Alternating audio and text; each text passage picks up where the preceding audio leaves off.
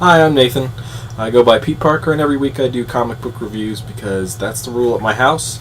If I want to keep buying them, I got to review them. So this review is going to be for Hulk number 33, written by Jeff Parker and penciled by Gabriel Hardman, who's actually the artist. Now, I picked this up because I was looking for something extra this week to supplement my already giant stack. You can see there, only a few. And I was really blown away by some of the art choices that are in this book. I was partially following the Hulk, but I haven't bought it in a long time. So I was really interested in the general artwork in this book, and that's why I picked it up. So I have to also mention Elizabeth Brettweiser as the colorist, because I think a lot of her texture choices, if they were hers, I don't know for sure, were the entire reason that I picked up this book. So basically the story here is the Red Hulk had some nanites put in his brain where he can't revert back to being human, or he'll die. They'll sense it right away, and these little nano mines or whatever will explode in his brain and he'll die. So he's been awake for about 4 months, they say, and he's really tired. And he's not able to remember things very clearly, or they're surprised he can even function. So they're trying to figure out a way, him and his little crew that are in like a mobile transport unit or something that shields him from most people seeing him or tracking him or something. It seemed quite a bit crowded in that little car. And in the end, they inject him with the serum that allows him to sleep, but not revert. So they get around it a little bit. But then also you have another story where this crazy, super strong alien being is on his way to Earth to destroy Earth, and they don't say specifically who are they going to attack. They say it might be due to the Skrull Empire having been on Earth and then set off a signal before they were vanquished or whatever. But it's really not of any consequence. You just know that this dude, Norak? No. Omegex, like Omega with EX at the end. And here's Omegex right there. Flying, I think. Is on his way to Earth, and he's gonna destroy Earth or whatever. You get it a little bit at the very end, a little bit at the very end.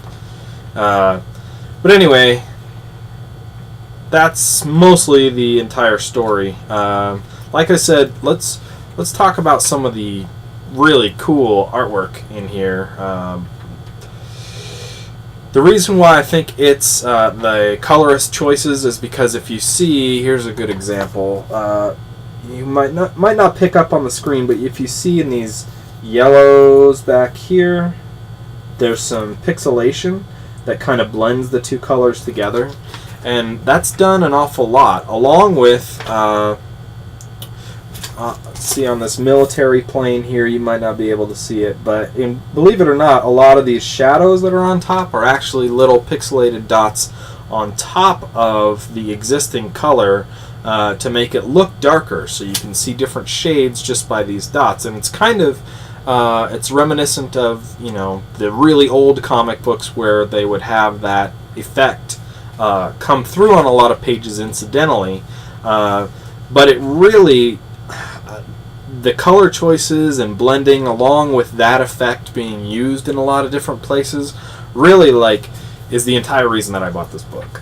So, you know, because I don't really care about the Red Hulk or his problems or whatever. I really don't like the fact, well, you know, it's interesting that who it is, but at the same time, who cares about General Ross, right? His character's kind of lame.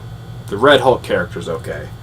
And that's been earned over a long time, especially, you know, him being on the Avengers kind of now, or soon to be. So, some bad guys, they're trying to figure out what to do with him, with the Hulk, while they figure out how to make him sleep or whatever.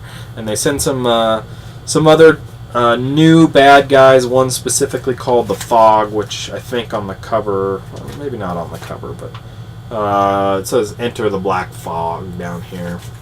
Some chick that I don't know, because I haven't been reading it, invented this guy or manufactured this dude named the Fog, who's right there. He looks pretty gnarly.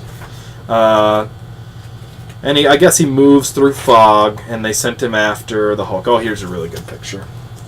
And then they have an all-out battle in this old airplane field, weapons field kind of things. There's all kinds of airplanes dating back to World War II and on. Some pretty amazing things. That fog dude kills a couple people, which I was shocked at.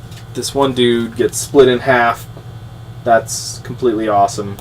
And then on the very next page, they find their other buddy split in half the other way and still crawling around. And I thought to myself, wow, that's amazing. He's still talking and he's cut in half. And he was crawling towards the Hulk to help his buddy. That's amazing. And then we find out that they're LMDs. Probably everybody reading this book before me knew that they were LMDs, so whatever, right? I guess this chick that's hanging out with the Hulk is also an LMD. But that was like, whoa, this guy's really killing people, and they're really showing a lot of crazy violence, which I happen to think is cool. Maybe that's just me. But, and then it's just LMDs. But still very cool. I mean, anytime you cut a guy in half from top to bottom and then show his two parts falling apart, that's awesome, even if he's a kind of a robot. Let's see. Other examples of awesome art. I mean, you really have to look for it. And the pictures that I'm showing you on here, even if it's in HD, are really not going to do it justice. And it's really worth flipping through.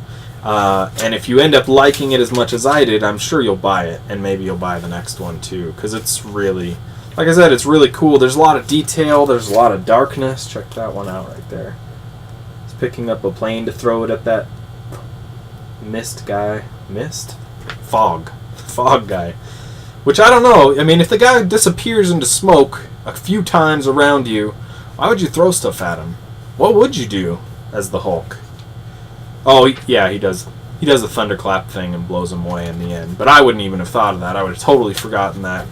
Got my butt handed to me by this fog guy. So maybe there is something to General Ross knowing what he's doing anyway. But I guess he's been dealing with Hulks for a lot longer than I really have. So there you go. It was a good book. Story was interesting, even though I didn't know who the characters were. Didn't know a lot about the situation. The bad guy was really bad, really cool as a bad guy. And the art was amazing. So there you go. I'm going to give it a 3 out of 5. It would be a 4 out of 5 if I knew the characters that had been invested in those two dudes that died a little bit. But hey, it's good. It's worth it. It's definitely worth the $2.99 on the cover price, which is another selling feature. Out of all of the books that I bought this week, this was the only one that was $2.99, and it's well worth every penny. So there you go. Check out my other reviews on YouTube as Spidey207 or Marvel and DC Database as Peteparker. Same thing or handle as Peteparker on Comic Vine and iFanboy. All great sites. You'll like them all for different reasons, obviously. And until next time, thanks for listening.